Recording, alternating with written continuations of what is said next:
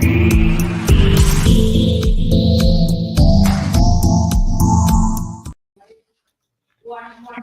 and welcome to Dojo Live. What day is it? Wednesday. We're already Wednesday, the 28th of August, 2024. I cannot believe that Q4 is almost upon us.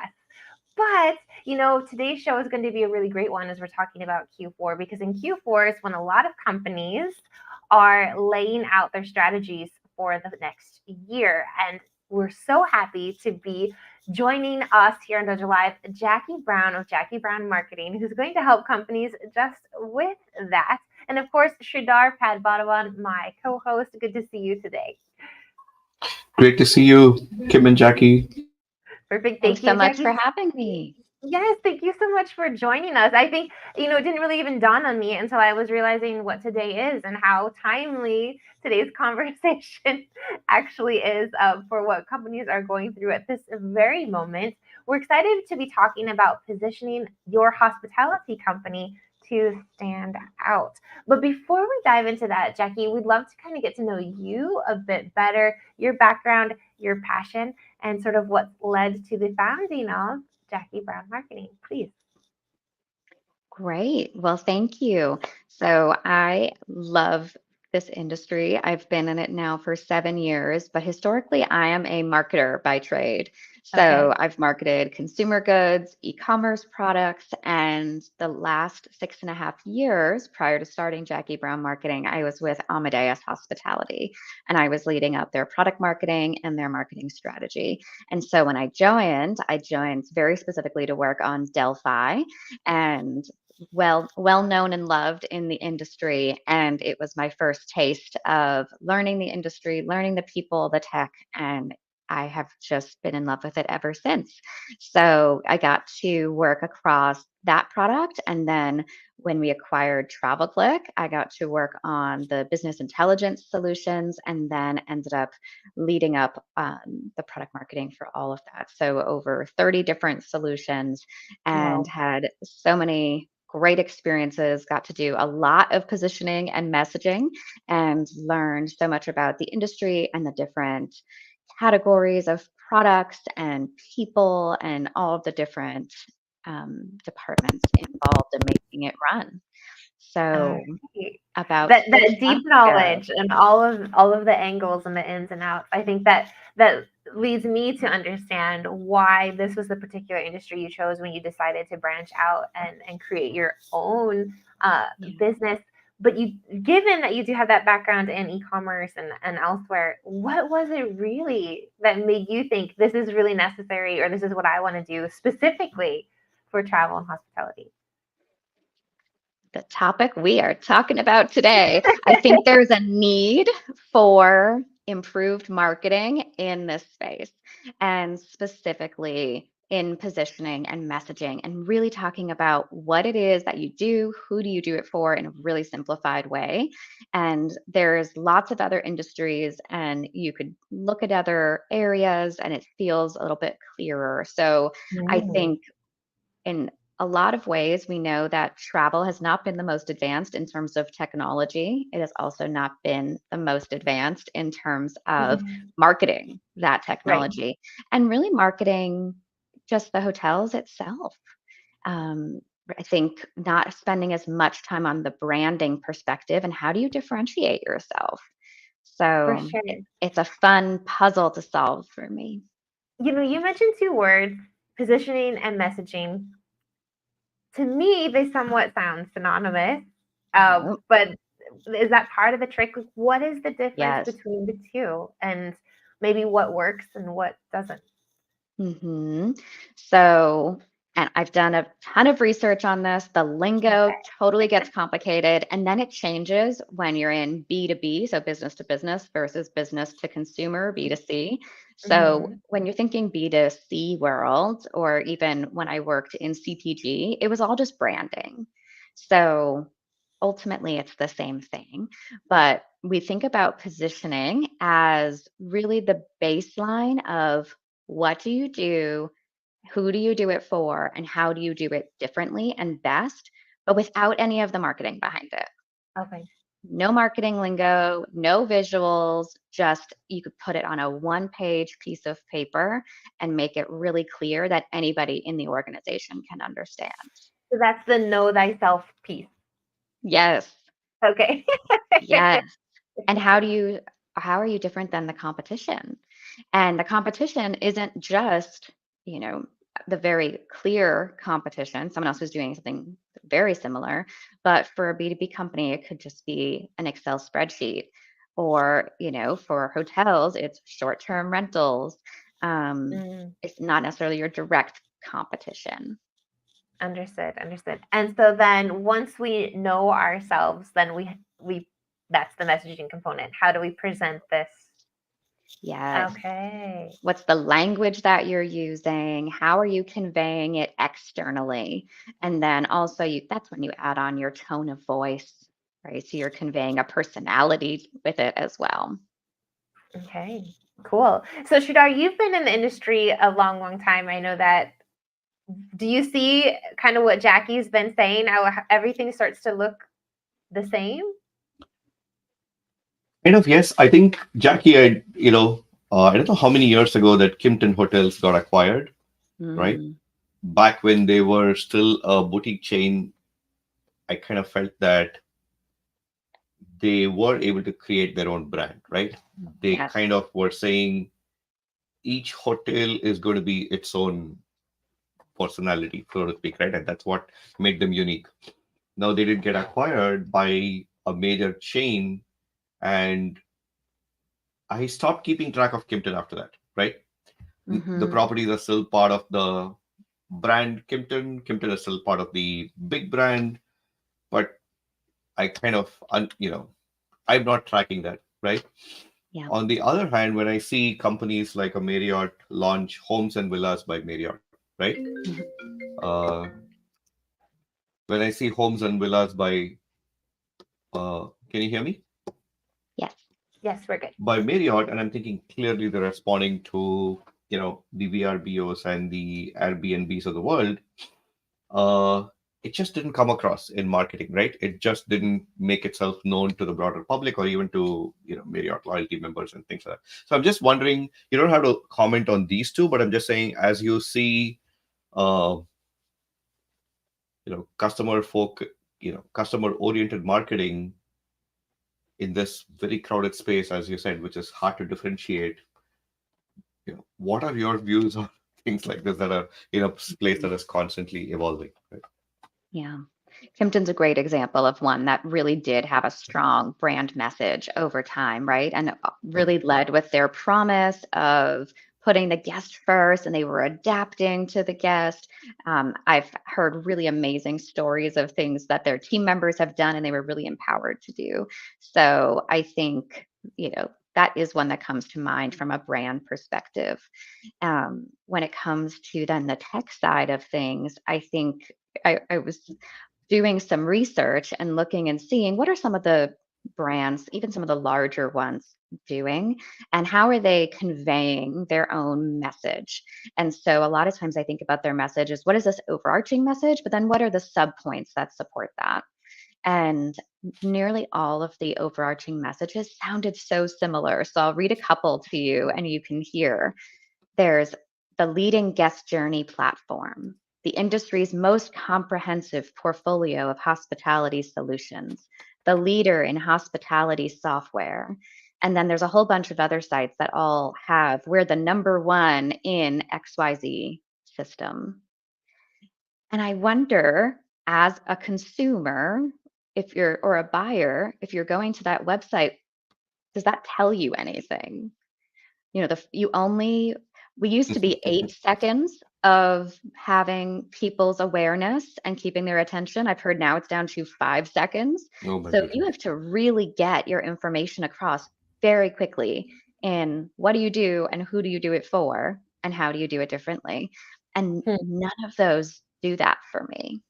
Because they're all about the us, right? Like we're number one. Like, Yeah, and that's good and great. But then I think me as a consumer, I think, but are you really though? Because I right? hear this we're number one everywhere. So I think there's like everybody says that, like you just Mhm. said. And And according then to it's like, who? and How valid is this? yeah, and then there's the like, so what's it to me though, right? Like, Mhm. and so what's your proposal then? What's Yeah. So that's when I come back to positioning. So positioning is all about creating context and really identifying who are you and what's the value you provide. Some of the research I've seen, a couple of really interesting thoughts on positioning and this context. Play-Doh was originally created as a wallpaper cleaner. Bubble wrap was originally created as textured wallpaper. Right. So no? sometimes, like, your market fit and who you're trying to sell to isn't right, and you need to readjust it. Doesn't mean your product is bad. It just means that who you're trying to resonate with, what you're trying to achieve, isn't always the right fit. And Hmm. you need to really understand what people think of you and what people think is the greatest value. So when you look at positioning, there are 5 elements that kind of are the main points that I look at and that are known in people who do product marketing and do positioning. And those are first, the competitive alternatives. So what are all of the alternative tactics, tools, opportunities that someone might be doing instead of using your product or service?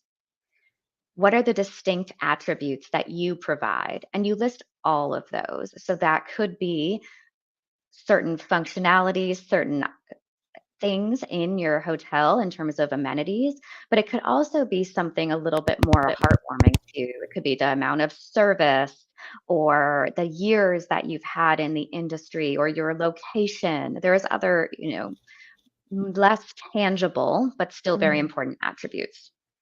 Then what does that create in terms of value?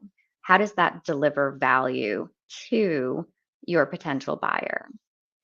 Who is that ideal customer? A lot, especially smaller companies, newer properties, just say, I will take whoever will purchase, right? It's a lot easier to say that. But ultimately, what you want to attract are people who are going to be really happy with what you're offering.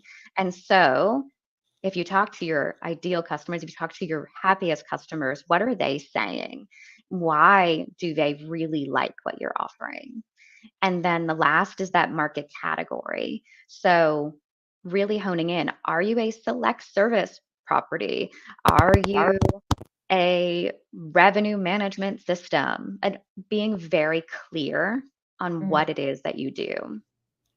And like I said, I put that in a 1-page document with no marketing messaging at all.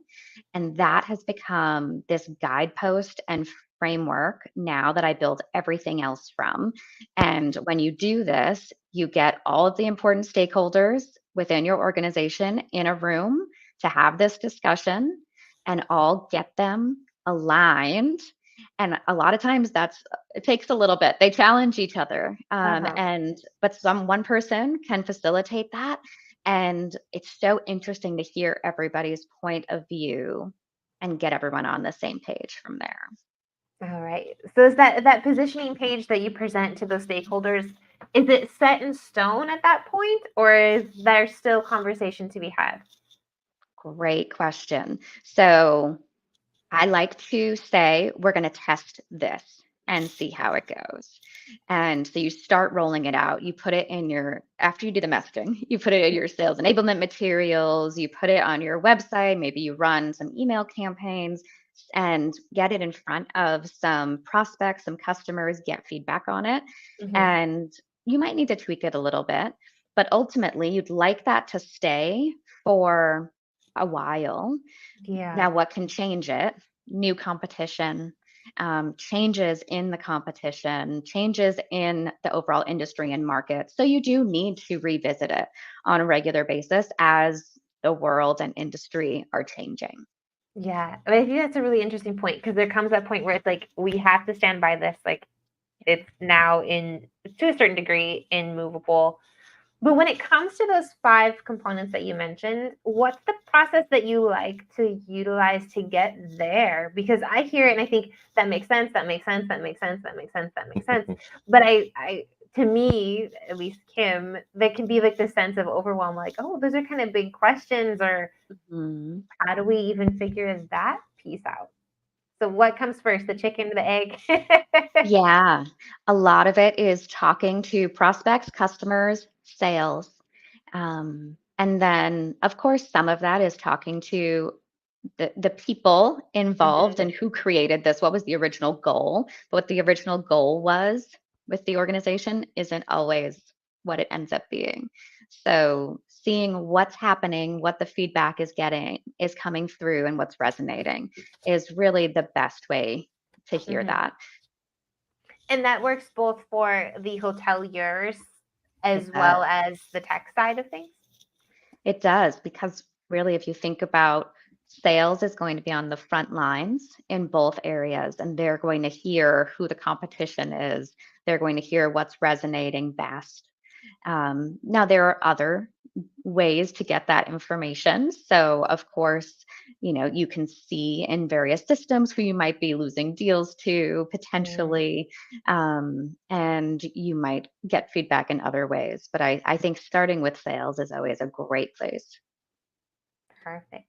Shadar, what's your take on all of this material, this very smart 5 positioning components? So, Jackie, in your view,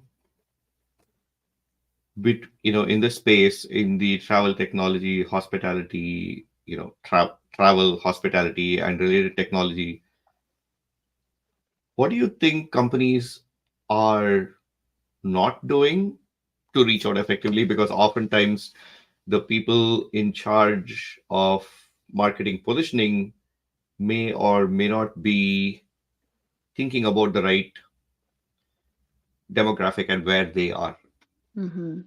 right?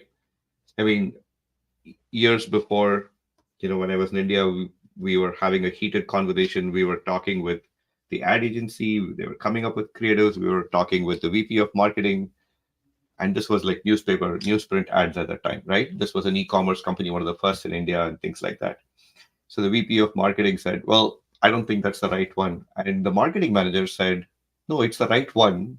You're not the right demographic, to the VP. That's why you don't get it. And I've often thought about that as, you know what, that's very good insight, right? It So is. as you see companies trying to frame what their positioning is and then go to market, what do you see in terms of what they're doing, not doing? Hmm. I think relevant to what you're saying, actually pausing and looking at that foundation, doing the research, and getting everyone in the room to consider it. Yeah, I think there's no worse thing you can do in marketing than just throw a bunch of advertising dollars without doing this type of work first, because you really just have no idea what's going to happen with it. But if you have, and you can test out, right? What is Right, resonating most? Maybe you have 3 to 5 different value points, and you can test which one resonates most, different orders of things, or you might have, say, 2 different audiences and they resonate with different value points, and that's okay. But I really do think it's so important to spend the time looking at your data, doing some of those qualitative conversations, and continuing to iterate. When we say pause and taking this research, what kind of timeline are we looking at? Or is that going to vary from organization to organization? Or is there somewhat of a baseline? It does vary, I think, based on how well the people in the organization know their market and competition.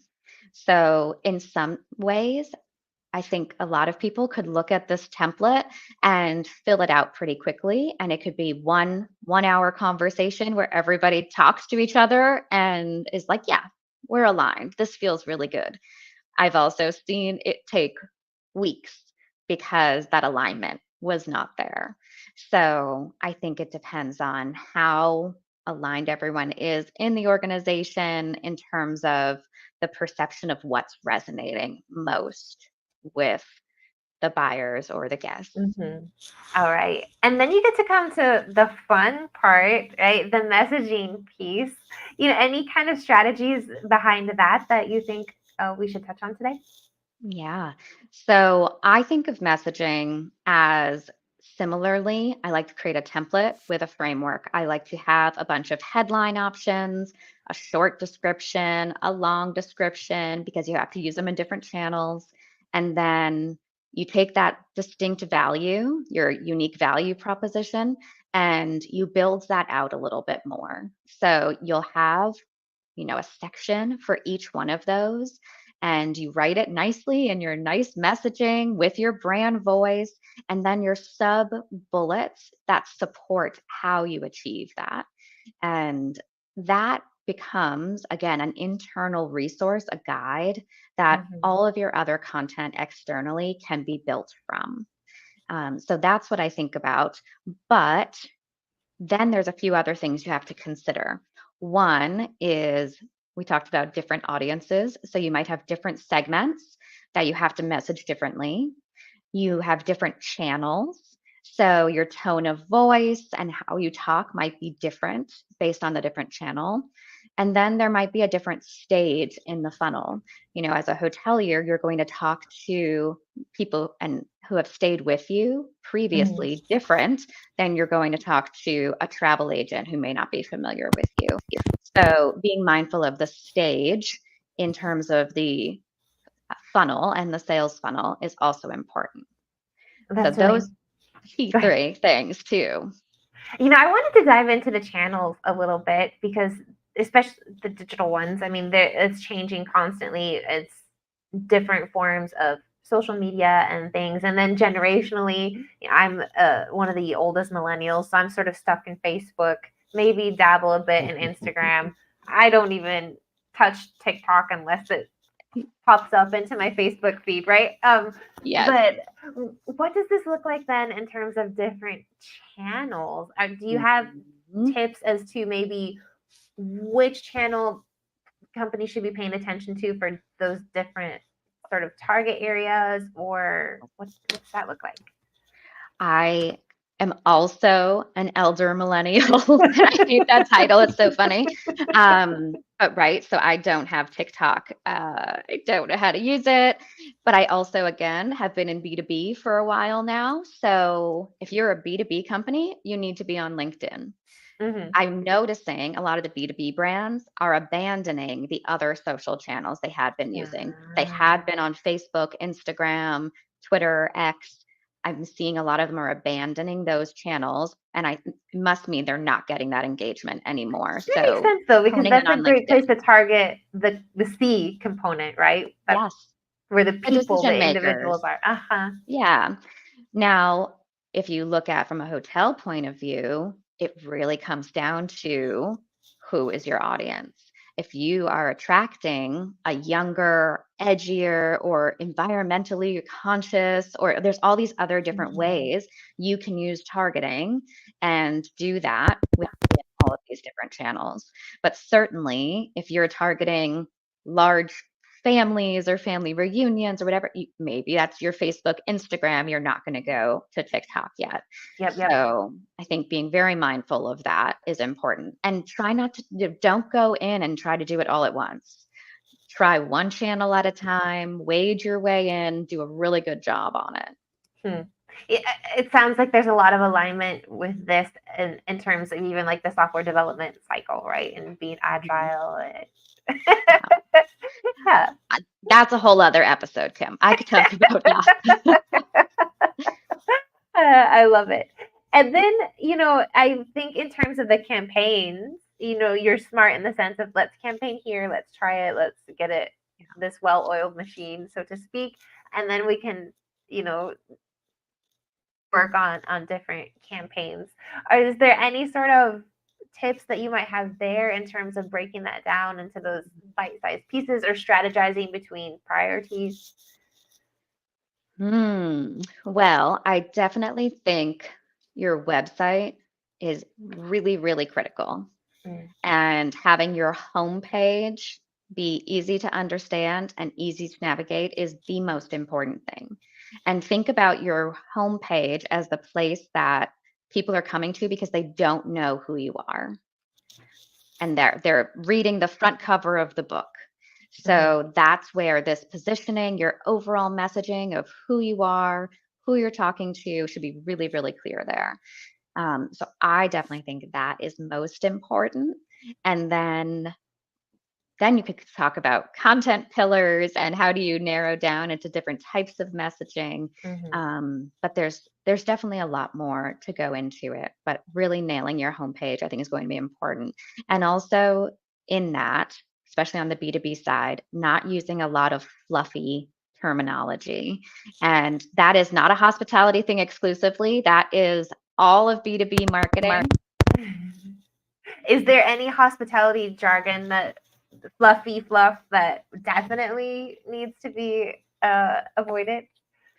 I am seeing on nearly every single site people talking about driving revenue, improving the guest experience, increasing efficiency, but without giving a lot of other detail around how they do that or what that Mm, means. And so to me, that's becoming fluff in our industry. And it's all valuable things, it's things that we all want to achieve, right? But without saying how you're doing it better, differently, and really practically, mm. it just becomes fluff. I get it. So who's doing it? Is there you had examples of things that sounded like everyone else of the sort of not doing. Yeah. Do you have any examples of the do's? Yeah. We're not going to call them that. Um, so I did a little bit of research and I found some hotel websites that I really liked. So the Wallace in New York City, the Drifter Hotel in New Orleans, and the Napa Valley Lodge are all doing a beautiful job of right away, you get a really good vibe of how the hotel is coming across. Some of them have videos that bring that to life. Then they pretty clearly talk about who they're trying to attract to their Mhm, property. mm, And they really spell out like three different key points. And so the Napa Valley Lodge talks about their location. They are family owned and operated, and they can curate experiences for you. The Wallace talks about their location and the size of their accommodations, which in New York City is a very um, important thing because I have stayed in some very closet feeling hotel rooms. Um, True. yeah. And then the Drifter Hotel is this like whole hipster vibe. And they talk about it's even the their name unique is like food, I feel you right out of the gate. You're like I get it. the messaging, the visuals. It really brings across this differentiated feeling. When you go to it, you're like, okay, there's something different here. This is cool. I love it. I love it. Thank you. We're coming to the final few minutes of today's show, so I wanted to just make sure, I guess, two things. Is there anything that we didn't touch on today that you think is super, super critical for the audience that you would like to dabble into? And then I would just kind of like to know a bit more about your story and maybe some tips, some do's and some not do's in terms of venturing out into your own and entrepreneurship. But first of all, any final tips or things that you'd like the audience to know? Yes. Look at your homepage, look at the competition's homepages, and see if you sound different or not. Not Hmm. just look different, but are the words you're saying conveying something different and unique about who you are? So, first thing, I think everybody could always use a little reflection there. It's like Googling yourself, but looking at you in the competition. So, and then really thinking about what makes you, your organization unique. Hmm. So that's my call to action. If anybody wants the templates, you can connect to me on LinkedIn, just DM me, whatever, and I'll send over the positioning and messaging templates I use. All right, perfect. I think we can get that LinkedIn popped up here on the screen in just a minute. And then yourself, I mean, congratulations on following your passion and deciding to do that even more and on your own terms as a businesswoman. What's that kind of been like, and any kind of tips or words of encouragement for others in that realm? It's been amazing. I've met so many incredible people. I've gotten to immerse myself more in the industry, both in the product marketing side of things as well as the hospitality and tech side of things, and learn more. I feel like especially in a corporate role, you can get really sucked into meetings and Mhm. all of the you have to do the next thing. And now to have that time to focus where it feels important for me to upskill and learn. And I've gotten to do some really great work for some great clients who are just excited to have someone, on board and helping. So I'm looking, to continue helping on this fractional marketing leadership space. And there's a lot of opportunity here. It's really exciting. Thank you. Congratulations. That's great. Stick around for just a minute, Jacki, as we go off air. Um, but I want to wish you continued success and everything that you're doing. I think the information that you provided today was very practical, extremely easy to follow. Thank you for offering those templates, and that hopefully the audience reaches out so that they can learn to distinguish themselves from the competition. Not just learn, actually do it, right? That's right. Absolutely cool. Thank you, Jacki. Appreciate it very much. Yes, Sridhar, and thank you always. It's great to have you here on the show. I just wanted to remind our audience before we do say goodbye that we have one more show coming up this week. That's going to be tomorrow on Thursday, the 29th, also at 10 o'clock a.m. Pacific. And this time we're talking with Adam Tuttle. He is the CEO of a company called Yippee. I always love it. I'm like, Yippee. I love it. It's super fun. That's his personality too. It totally fits. I had the pleasure of meeting him at High Tech, so I'm excited to continue the conversation. But we're talking about tomorrow standards management into the hotel theme, something that I didn't even realize hotels had to deal with, but making sure that they're following and adhering to a wide variety of standards from a lot of different places. So they're going to help you control that monster that you might be fighting, and of course, be more effective in just the service that you provide, and making it a better environment for your employees as well. So join us tomorrow at 10 o'clock a.m. Pacific. Standards management, the monster you didn't know you were fighting, and how to effectively manage those standards. So see you then. Thank you, Jacki, once again, and Sridhar. Have a great rest of your day, everyone. Bye for now. Thank you. Thank you.